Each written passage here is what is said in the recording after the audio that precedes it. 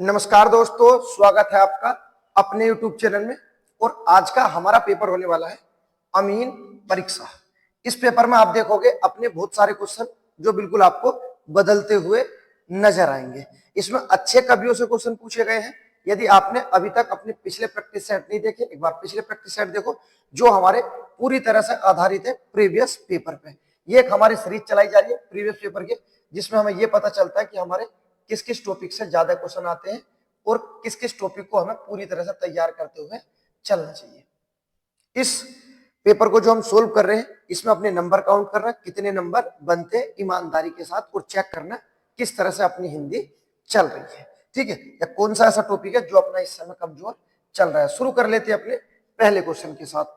जो हमारा पहला क्वेश्चन दिया गया है, स्वर संधि का भेद नहीं है। संधि से पहला क्वेश्चन पूछा गया है और क्वेश्चन है स्वर संधि का भेद नहीं है। तो स्वर संधि के कितने भेद होते हैं? तो हमें पता है स्वर संधि के हमारे 5 भेद होते हैं। पहला होता है हमारा दीर्घ, दूसरा होता है गुण संधि, तीसरा वृद्धि संधि, चौथा यण संधि और लास्ट हमारा अयादि संधि। आप देख सकते हैं यहीं से क्वेश्चन बनना है, इसके बाहर तो कुछ जाना नहीं है कि दीर्घ, गुण, वृद्धि, यण और अयादि कौन सा नहीं है। तो ये जो ऑप्शन नंबर ए में लिखा है आदि संधि, आदि नहीं होती है, अयादि होती है, यही हमारा आंसर हो जाएगा। यही हमारा स्वर संधि का भेद नहीं होगा। जबकि अगर क्वेश्चन होता संधि के कितने भेद होते हैं, सिर्फ इतना होता संधि के, तो हम बता दें संधि के हमारे 3 भेद होते हैं। कौन सी होती? पहली संधि हमारी स्वर संधि, दूसरा व्यंजन संधि और तीसरी हमारी विसर्ग संधि। ठीक है, याद रखना है। उसके बाद देखते हैं दूसरा क्वेश्चन, और दूसरा क्वेश्चन कितना अच्छा क्वेश्चन दिया है। नए नए तरह के क्वेश्चन देखने को मिलेंगे। जैसे देखो यहाँ क्वेश्चन पूछा गया है कि भाववाचक संज्ञा का निर्माण किस प्रकार से किया जाता है, या भाववाचक संज्ञा किस प्रकार से बनाई जा सकती है। इसके बारे में हम अपने पिछले ही पेपर में डिस्कस किया था कि इस तरह से क्वेश्चन बनते हैं। तो आप देखो किस तरह से हमारी भाववाचक संज्ञा बनाई जाती है। तो भाववाचक संज्ञा के बारे में पहले आपको क्या याद रखना है कि भाववाचक संज्ञा का निर्माण हम पहले करते हैं आपका जातिवाचक संज्ञा से, उसके बाद सर्वनाम से, इन दोनों से होता। फिर उसके बाद विशेषण से भी किया जाता है, विशेषण के बाद क्रिया से किया जाता है। ठीक है, और उसके बाद अव्यय से भी किया जाता है। तो इन प्रकार से हम अपना भाववाचक संज्ञा का निर्माण करते हुए चलते हैं। ठीक है, अर्थात ऑप्शन नंबर डी हमारा आंसर हो जाएगा। ठीक है, याद रखना। उसके बाद ये आपको पता है कि जब कभी भी हम भाववाचक संख्या का बहुवचन बनाते हैं, जब कभी भाववाचक संख्या का बहुवचन बनाया जाता है, तो बहुवचन बनने के बाद वह भाववाचक संख्या क्या बन जाती है? जातिवाचक संज्ञा बन जाती है। ठीक है, इसके बारे में हम विस्तार पूर्वक डिस्कस कर चुके हैं। यदि आपने पिछले पेपर नहीं देखे, आप एक बार पिछले पेपर देखो और देखो ये संज्ञा से क्वेश्चन था। अगर ये क्वेश्चन आपका गलत हुआ है तो बहुत गलत बात है। ठीक है, उसके बाद देखते हैं next question number 3। Question number 3 जो हमारा दिया गया है वो क्या बोला गया है? पर्यावरण पूछा गया है। इसमें हमारा कौन सी संधि शुद्ध होगी? पर्यावरण, परिधर आवरण, पर्यावरण। और कौन सी संधि हो जाएगी पर्यावरण में हमारी? यण संधि हो जाएगी। और ऑप्शन नंबर डी हमारा आंसर हो जाएगा। ठीक है, परिधन आवरण। नेक्स्ट क्वेश्चन, कौन सी रचना महादेवी वर्मा की नहीं दी गई है? कि कौन सी रचना है जो हमारी महादेवी वर्मा की रचना नहीं है? ऑप्शन दिए गए हैं। पहला उर्वशी, उसके बाद नेक्स्ट पथ के साथी, स्मृति की रेखाएं, और उसके बाद दिया गया है आपका यामा। तो कौन सी रचना है जो हमारी महादेवी वर्मा की नहीं है? तो बताना। ऑप्शन नंबर ए जो दिया गया है ये उर्वशी महादेवी वर्मा की रचना नहीं है। तो फिर किसकी रचना है? तो बताना। उर्वशी रामधारी सिंह दिनकर की रचना है। ठीक है, और रामधारी सिंह दिनकर को 1972 में उर्वशी के लिए ज्ञानपीठ पुरस्कार दिया जा चुका है। ठीक है, याद रखना। उसके बाद नेक्स्ट महादेवी वर्मा के बारे में, जिसे क्या बोलते हैं हम, आधुनिक युग की मीरा हम इन्हें बोलते हैं, ठीक है। और छायावाद के 4 स्तंभ में एकमात्र ये महिला है। उससे अलग जो आपको याद रखना है महादेवी वर्मा के बारे में, सब चीजें आपको लगभग पता ही होगा कि इनकी एक पत्रिका आती थी जिसका नाम क्या है, तो बताना, चांद। महादेवी वर्मा की एक पत्रिका थी जिसका क्या नाम था, चांद। जबकि इनकी रचनाएं तो बहुत इंपॉर्टेंट है, प्रसिद्ध रचनाएं। इनकी पहली रचना निहार, उसके बाद क्रम से दूसरी आती है निहार के बाद रश्मि, तीसरी आती है इनकी रचना निर्जा, निर्जा के बाद नेक्स्ट संध्या गीत। उसके बाद जग जाहिर है महादेवी वर्मा अपनी एक रचना के लिए, किसके लिए, यामा के लिए। महादेवी वर्मा ने यामा को कब लिखा था, तो बताना 1936 में लिखा था। और 1982 में 82 में महादेवी वर्मा को यामा के लिए ज्ञानपीठ पुरस्कार दिया गया था। और ज्ञानपीठ पुरस्कार प्राप्त करने वाली महादेवी वर्मा हिंदी साहित्य की पहली कवित्री थी, ठीक है। याद रखना महादेवी वर्मा के बारे में। महादेवी वर्मा का संबंध पूछा जाए तो उत्तर प्रदेश से है, 1907 में जन्म हुआ था। और उसके बाद नेक्स्ट 1987 इलाहाबाद में इनकी मृत्यु हो जाती है। कई बार इन चीजों को हम डिस्कस करते हुए आ रहे हैं। अब महादेवी वर्मा या जितने भी कवि हैं उससे एक भी क्वेश्चन आपका बाहर नहीं जाएगा, ये बिल्कुल गारंटी है। क्वेश्चन देखते हैं जो हमारा दिया गया है, क्वेश्चन नंबर 5। भारत सरकार ने शिक्षा मंत्रालय के अधीन वैज्ञानिक तथा तकनीकी शब्दावली बोर्ड की स्थापना कब की थी? अच्छा क्वेश्चन है, नया क्वेश्चन है। भारत सरकार ने शिक्षा मंत्रालय के अधीन कब वैज्ञानिक तथा तकनीकी शब्दावली बोर्ड की स्थापना की थी? तो ये क्या हो जाएगा हमारा, ऑप्शन नंबर बी हमारा आंसर हो जाएगा, 1950 में। क्लियर है, याद रखना। नेक्स्ट देखते हैं अगला क्वेश्चन जो हमारा दिया गया है, क्वेश्चन नंबर 6। तो क्वेश्चन नंबर 6 में क्या क्या दिया गया है, दशाबोधक गुणवाची विशेषण बताना है। देखो यहां पर क्या है, विशेषण तो पूछा है और गुणवाचक विशेषण है। और गुणवाचक विशेषण के अंदर भी क्या बोला है कि आपको बताना है ऐसा विशेषण जो दशा को दर्शाता हो। अब बताओ कौन सा आंसर है, ये बताएगा आपका विशेषण किस तरह से आपके चल रहे हैं।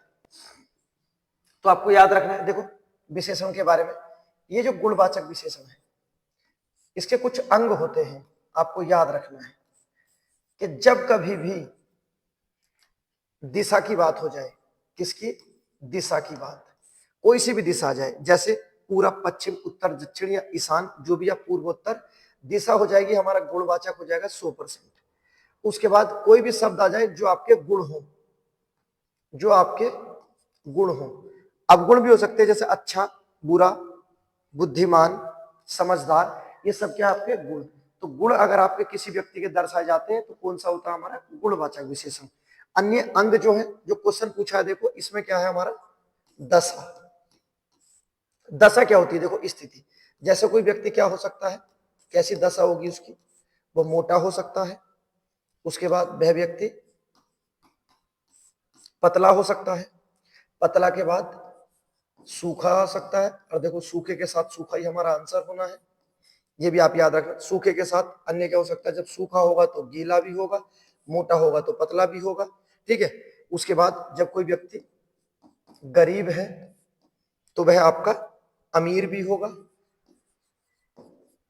तो ये जो शब्द आ रहे हैं सब क्या हमारे, ये दशा को दर्शा रहे हैं। आप समझो, इस चीज को रटना नहीं है, समझना है, ठीक है। और देखो किस तरह का क्वेश्चन पूछा, क्वेश्चन ही अच्छा पूछा है, कुछ फर्जी क्वेश्चन नहीं पूछा है, एक नंबर का क्वेश्चन है। आपको कहीं भी रंग मिल जाए, जैसे रंग कैसे होते हैं, काला, पीला, नीला, हरा, गुलाबी, कैसा ही रंग हो, आंख बंद करके लगा देना, आपको कौन सा हो जाएगा, गुणवाचक विशेषण। उसके बाद शब्द देखो, आपको अगर कहीं मिल जाए आकार, आकार कैसे होते, जैसे गोल, ये आकार ही तो है गोल। उसके बाद नेक्स्ट लंबा, छोटा, ठीक है। उसके बाद चौकोर, चकोर भी बोलते हैं लेकिन यहां चौकोर लिखा हुआ है, ठीक है। याद रखना है। तो आकार का बोध हो। उसके बाद नेक्स्ट देखो, काल शब्द आ जाए कहीं भी, काल होता है क्या भैया हमारा समय। काल को क्या बोलते हैं, समय। कहीं भी समय का बोध हो जाए आंख बंद करके, जैसे समय क्या है, नया समय। उसके बाद बोलेंगे पुराना समय, नया पुराना। उसके बाद नेक्स्ट बहुत सारे हो जाएंगे, जैसे भूतकाल अर्थात बीता हुआ समय। तो काल का बोध कौन सा हो जाएगा हमारे, गुणवाचक हो जाएगा। ठीक है, तो आपको ये शब्द आपको कहीं मिल जाए, जैसे क्या क्या, अब आप समझना इसे। देखो पहला क्या है, काल समय का बोध, आकार, रंग, दशा, गुण, दिशा और रंग, अंग। ठीक है, ये इसके अंग थे। यहाँ कहीं जहां कहीं भी ये मिल जाए आंख बंद करके आपको क्या लगा देना, गुणवाचक। और जब अंदर से क्वेश्चन पूछा जाएगा तो इस तरह से पूछा जाएगा, जो क्वेश्चन नंबर 6 में पूछा गया है कि आपको बताना है दशा बोधक गुणवाचक, दशा बतानी है, दशा। तो सूखा था, आपको याद रखना है। ठीक है, उसके बाद देखते हैं नेक्स्ट क्वेश्चन नंबर 7। उम्मीद करता हूं आप इस क्वेश्चन को अच्छे से समझे होंगे। ठीक है, अगला क्वेश्चन देखते हैं, क्वेश्चन नंबर 7 जो हमारा दिया गया है। क्वेश्चन नंबर 7 में क्या दिया गया है, इसमें बोला गया है प्रारूप लेखन का अर्थ क्या होता है। पत्र लेखन से क्वेश्चन, अच्छा क्वेश्चन है। नए क्वेश्चन देखने को मिलेंगे आपको, बहुत क्वेश्चन ऐसे होंगे जो नए होंगे। क्या पूछा गया है, प्रारूप लेखन का क्या अर्थ होता है। पहला क्या दिया गया है, गहन भावों से युक्त वाक्य का विस्तार करना। चाहिए इसमें हो सकता है, आपने पत्र लेखन पढ़ा होगा। ठीक है, तो ये इसमें नहीं होना, ऑप्शन नंबर ए हमारा गलत हो जाएगा, गहन भावों के साथ नहीं होता है। उसके बाद नेक्स्ट, पत्र का कच्चा रूप तैयार करना, ऑप्शन नंबर बी हमारा आंसर हो जाएगा। पत्र का कच्चा रूप तैयार करना क्या कहलाता है, प्रारूप लेखन कहलाता है। ठीक है, याद रखना। क्वेश्चन नंबर 8, क्वेश्चन नंबर 8 दिया गया है हमारा, तो क्या पूछा गया है इसमें, जहां एक शब्द के अनेक अर्थ वहां अलंकार बताना है। जहां एक शब्द के कितने अनेक अर्थ वहां पर हमारा कौन सा अलंकार होगा। अनेक अर्थ रखने वाला अलंकार हमारा कौन सा होता है, तो ये होता हमारा श्लेष अलंकार।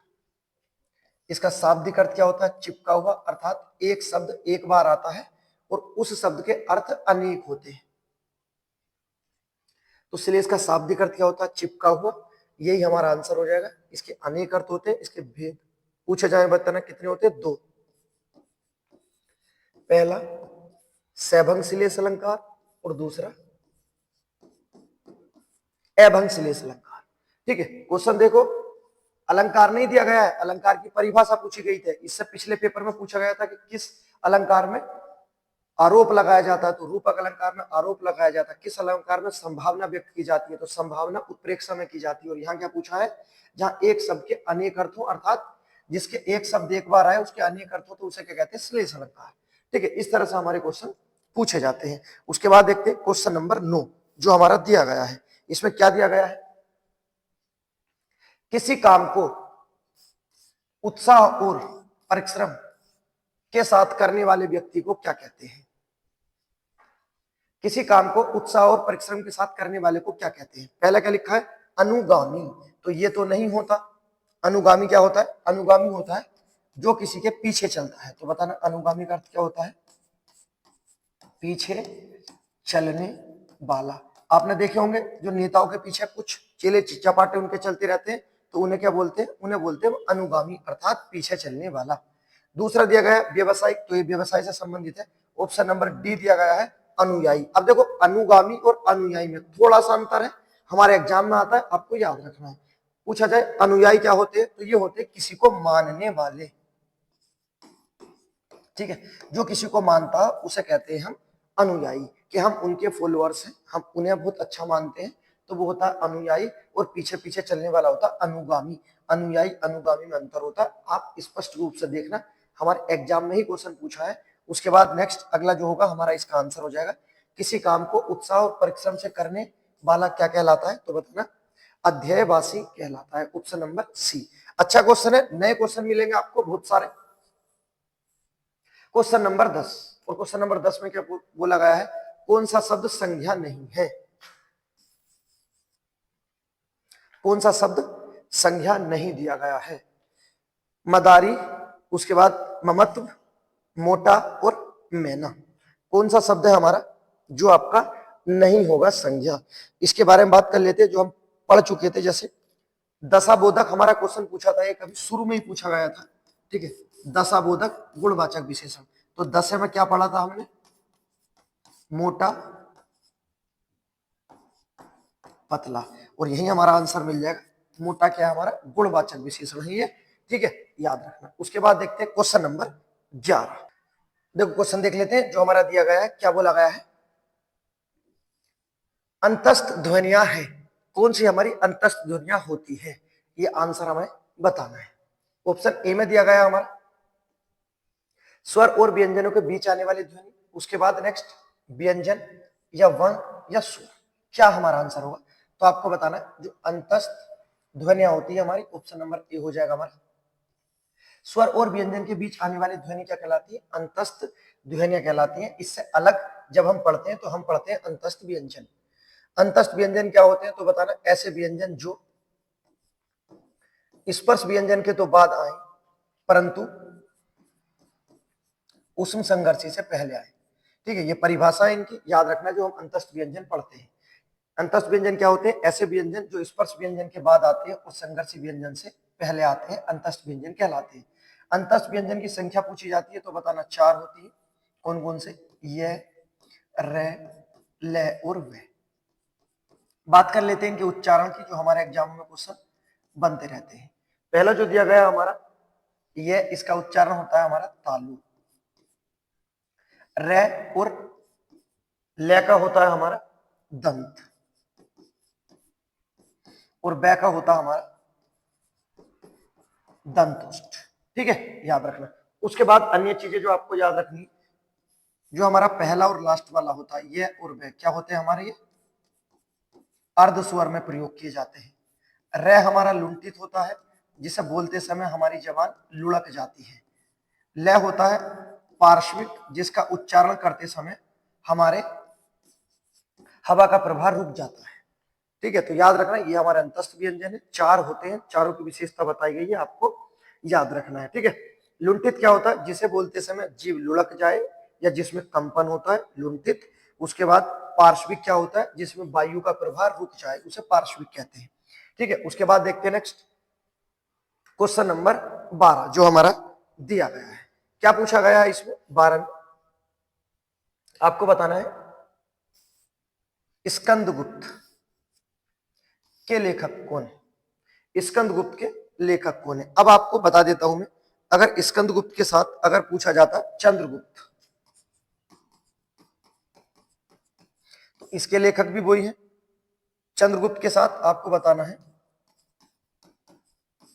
अजात शत्रु, तो आप ऐसा बताओ अजात शत्रु, चंद्रगुप्त और स्कंदगुप्त जो नाटक है, ठीक है, ये किसके द्वारा लिखे गए हैं, तो बताना ये लिखे गए हैं सर जयशंकर प्रसाद द्वारा। किसके द्वारा, जयशंकर प्रसाद द्वारा। जयशंकर प्रसाद को किस नाम से जानते हैं, तो इन्हें कहते हैं जहार खंडी, क्या कहते हैं इन्हें, झारखंडी के नाम से जाना जाता है। उसके बाद नेक्स्ट इनकी महत्वपूर्ण एक पत्रिका आती है, कौन सी पत्रिका है, तो पत्रिका का नाम क्या है, इंदु। इंदु पत्रिका किसकी है, बताना जयशंकर प्रसाद जी की है। जयशंकर प्रसाद को क्या बोला जाता है, आधुनिक कविता का सुमेरु, आधुनिक कविता का सुमेरु, ठीक है। ये क्वेश्चन था, ऑप्शन नंबर डी हमारा आंसर हो जाएगा। जो हमारा दिया गया है जयशंकर प्रसाद, इनके बारे में चीजें हैं आपको याद रखना है, ठीक है। क्वेश्चन इनसे बनते रहते हैं, जयशंकर प्रसाद से हमारे बहुत क्वेश्चन आते रहते हैं। बात कर लेते हैं इनके जन्म की। अगर बात करते हैं जन्म, तो इनका संबंध कहां से, इनका संबंध उत्तर प्रदेश से। जन्म कब हुआ था इनका, तो बताना 1889 में इनका जन्म हुआ था उत्तर प्रदेश के बनारस में, और 1937 में इनकी क्या हो जाती है, मृत्यु हो जाती है, ठीक है। उसके बाद देखते हैं क्वेश्चन नंबर 13। क्वेश्चन नंबर 13 दिया गया हमारा, और क्या पूछा गया है, ऐसे व्यक्ति बताने हैं हमें निम्नलिखित में से, ऐसे व्यक्ति जो कवि भी रहे, सूफी भी रहे, संगीतज्ञ भी रहे और इतिहासकार भी रहे, अन्य उपलब्धियां भी हैं उनकी, आपको याद रखना है। उन व्यक्तियों को क्या कहते हैं, कव्वाली, तबला, सितार का जनक बोला जाता है। क्या बोला जाता है? कव्वाली, तबला, सितार का जनक किसे बोला जाता है? तो बताना, ये हो गए हमारे आमिर खुसरो। ठीक है, इन्हें इतिहासकार बोला जाता है। इनकी महत्वपूर्ण रचनाएं हैं जैसे पहेलिया और मुकेरिया, ये इनकी महत्वपूर्ण रचनाएं हैं। ठीक है, इस तरह से याद रखना। उसके बाद नेक्स्ट आपको जो याद रखना है, पूछा जाता है आमिर खुसरो के गुरु का नाम क्या है। ठीक है, तो निजामुद्दीन ओलिया इनके गुरु का नाम है। ठीक है, और इनका संबंध कहां से था? तो उत्तर प्रदेश के एटा से इनका संबंध है। उसके बाद देखते हैं नेक्स्ट अगला क्वेश्चन नंबर जो हमारा दिया गया है 14। क्वेश्चन नंबर 14 में पूछा गया है श्रेय, जो हमारा क्या है? संयुक्त व्यंजन, किसके मेल से बना है? तो जो होते हैं हमारे संयुक्त व्यंजन, इन्हीं, और हम क्या कहते हैं? इन्हीं कहते हैं विजातीय व्यंजन। ठीक है, तो ये इस नाम से भी आ जाते हैं, आपको याद रखना, संयुक्त व्यंजन हमारे विजातीय व्यंजन के नाम से भी आ जाते हैं। कितने होते हैं? 4 होते हैं। कौन कौन से होते हैं? तो सबसे पहले हमारा जो पूछा गया है श्रेय, उसके बाद त्रय, नेक्स्ट ज्ञानी वाला ज्ञ, और लास्ट में हो जाता हमारा स। ठीक है, श्रेय होता है हमारा। ये हो जाते हैं हमारे कितने? 4 हो गए हमारे संयुक्त व्यंजन। कक्षा वाले 6 की बात कर लेते हैं, जो हमारे एग्जाम में भी पूछा गया है किस तरह से बनता है। तो ये क और स से बना है, ऑप्शन नंबर बी हमारा आंसर हो जाएगा। तय हमारा त्रय और रे से बना है, जबकि ज्ञानी हमारा ये बताना जय धन वहां से बना है, और श्रेय हमारा स और रे से बना है। इस तरह से ये हमारे विजातीय व्यंजन बने। कुछ भी पूछा जा सकता है, आपको याद रखना है। उसके बाद नेक्स्ट देखते हैं क्वेश्चन नंबर 15।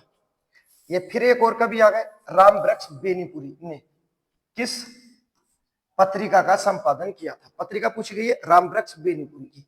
पहले दी गई है लोकवाणी, दूनवाणी, दूनवाणी नहीं है, दूनवासी, उसका जनवाणी, यही हमारा आंसर हो जाएगा। इनकी कौन सी पत्रिका थी? तो बताना जनवाणी। नेक्स्ट आ गए बहुत इंपॉर्टेंट व्यक्ति, एक और कवि का आगमन हुआ है। देखो क्या बोला गया है, क्या भूलूं क्या याद करूं, किसकी आत्मकथा है? आत्मकथा है, आत्मकथा। क्या भूलूं क्या याद करूं, और इस रचना को पहला कौन सा सरस्वती पुरस्कार दिया गया था? कौन सा पुरस्कार? तो बताना सरस्वती पुरस्कार। सरस्वती पुरस्कार के बारे में याद रखना कि सरस्वती पुरस्कार की स्थापना कब की गई थी? तो बताना 1991 में स्थापना की गई थी। और पहला ही सरस्वती पुरस्कार क्या भूलूं क्या याद करूं के लिए किसे मिला था? तो बताना ये मिला था हरिवंश राय बच्चन को, अमिताभ बच्चन के पापा को। ठीक है, उसके बाद नेक्स्ट जो आपको इनके बारे में एक और चीज याद रखनी है कि इन्हें हमारा हिंदी साहित्य का पुरस्कार भी दिया जा चुका है। तो इन्हें साहित्य पुरस्कार कब दिया गया था? बताना। इन्हें हिंदी साहित्य पुरस्कार दिया गया है आपका 1968 में। और पूछा जाए रचना कौन सी थी? तो रचना का नाम है दो चट्टाने।